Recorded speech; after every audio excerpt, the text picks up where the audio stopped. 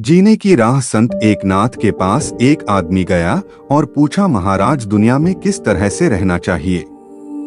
संत ने कहा, जरा सामने आ, पहले तेरा माथा देखूं कि तेरा जीवन बाकी भी है कि नहीं। वो आदमी सामने आया और माथा दिखाया। संत ने कहा, तेरी तो 7 दिनों में मौत है, अब तू कहे तो बताऊं। आदमी बोला, फिर रहने दो। वो भागता हुआ गया। सबसे पहले उसने उन लोगों से माफी मांगी जिनको उसने भला बुरा कहा था। फिर जिन लोगों से झगड़ा किया था, बेईमानी करी थी, उनसे भी जाकर माफी मांगी। घर जाकर बच्चों को डांट, बच्चों का हक दे दिया, पत्नी को पत्नी का।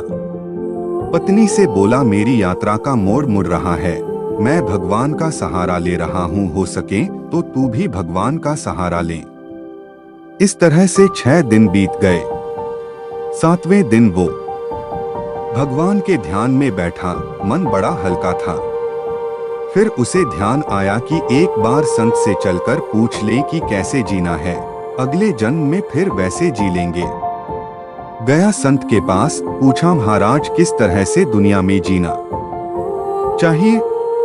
संत ने कहा कि पहले ये बता कि ये 7 दिन कैसे बीते, कितने लड़ाई झगड़े किए, किस किस से बेईमानी की। ये आदमी बोला, महाराज कोई नए लड़ाई झगड़े नहीं किए, बल्कि जो पुराने थे उनसे भी जाकर माफी मांग आया हूँ और उन्होंने ने भी माफ कर दिया है। संत ने फिर पूछा, अच्छा इन 7 दिनों में भगवान को याद किया कि नहीं। ये बोला, महाराज भगवान ही याद रहा, क्योंकि मौत सामने थी। संत ने कहा, तो फिर जा, बाकी की जिंदगी भी ऐसे ही बीता। ये बोला, पर आपने तो हमारा माथा देखा था, 7वें दिन मौत बताई थी।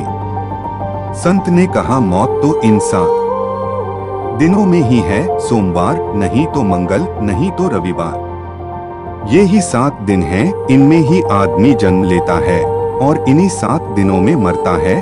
तुझे जरा घुमा के समझाया है, वरना आदमी समझता कहाँ है।